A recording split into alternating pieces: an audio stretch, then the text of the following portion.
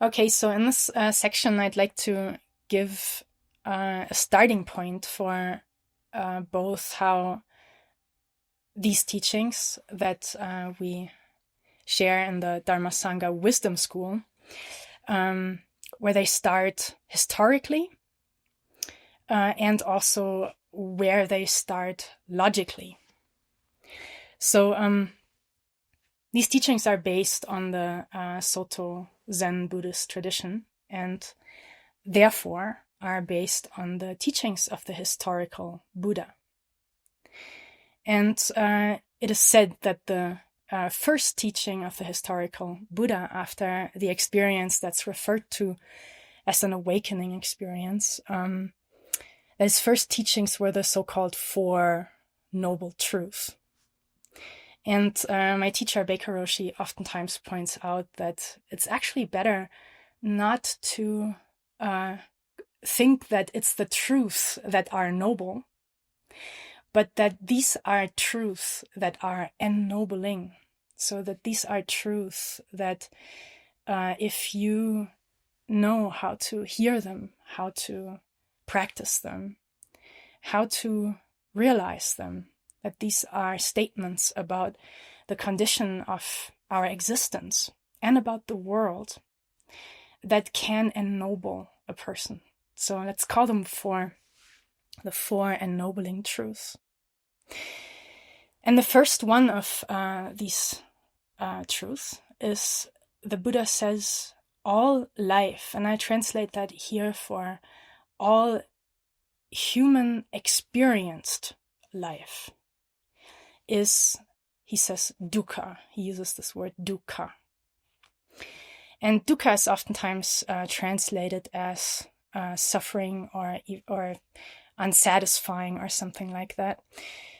But I think it's really useful to look at the etymology of that word to get a real feeling for it. Ka means that's the axis of a wheel, and du means it's off. So there's a second word that the historical Buddha, applies, and that's sukha. And that is the state when the axis is at the center of the wheel. So basically, what he's saying there in that first ennobling truth is the recognition, the insight, hey, there's something that's off about our experience. Something about how we human beings experience the world that is, what can I say? It's off. It's not centered.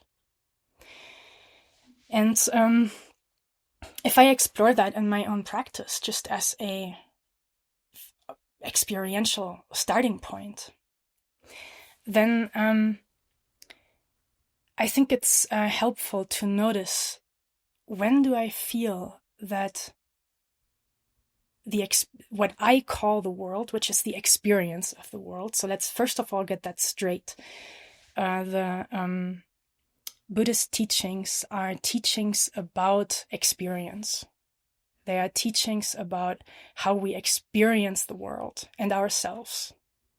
So they are teachings that are based on how do views, beliefs, convictions, how is our experience made up? How is it constructed?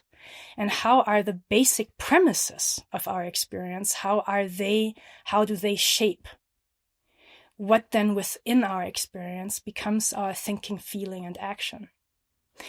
And so if we do want to carry that word dukkha further into suffering, then and nowadays there are also books out about the evolutionary, how the Buddha was right from an evolutionary perspective and so forth, which the basic idea here is that the observation that the human brain is optimized for survival.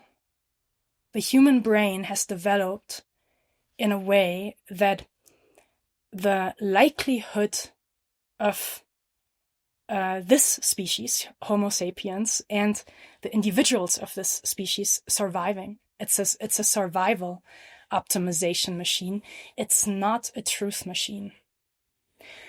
So the human brain is basically designed, has evolved in a way to create a mental representation that is going to make it more likely for you to survive or to pass on your genes. It is not optimized to make it more likely for you to live in accord with how we and the world actually exist, or how we should exist.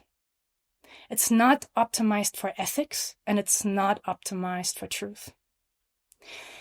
So one Western 21st century view on the Four Ennobling Truth is also that the Buddha was pointing to that there's something off about how the human mind represents the world. Not so much, yes, great, we survive better. So not off with regard to that, but off with regard to how we feel,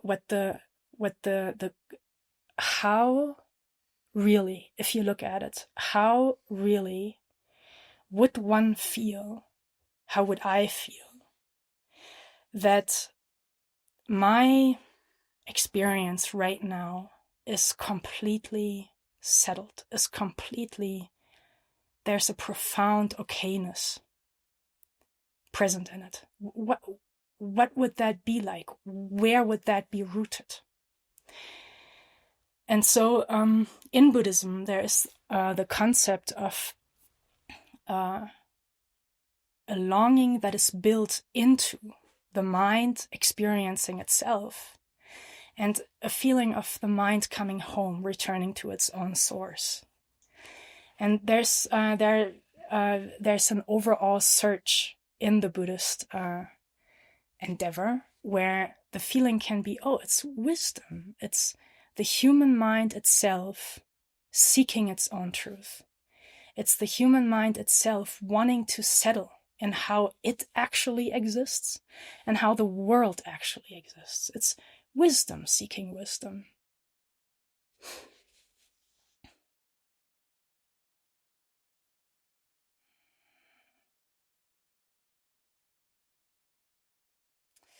Okay, and so if that first noble truth, ennobling truth, is a starting point for understanding how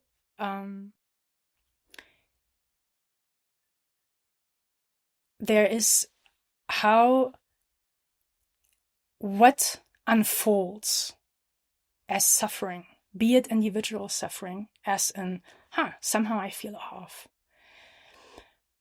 or be it societal suffering, as in, geez, we've created systems that are destroying the very basis of our own existential, of our own niche. We're destroying the basis of our planetary resources.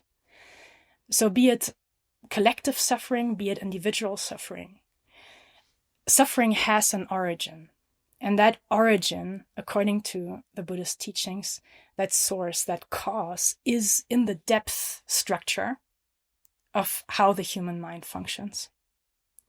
And so therefore, if we want to find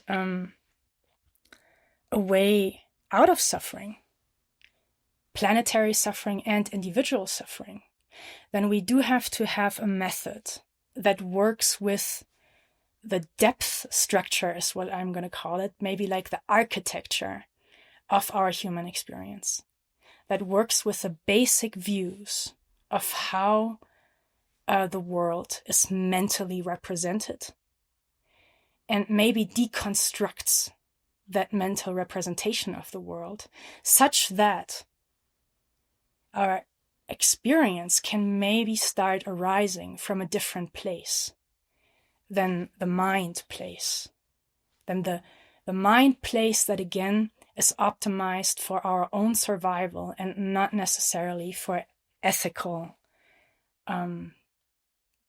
benefit. So what would that place be? Where would we find a better origin from which to construct our personal experience, but also from which to find guidance for how to act in this world. And that's something that we can look at in the next section, which is going to be about a yogic culture.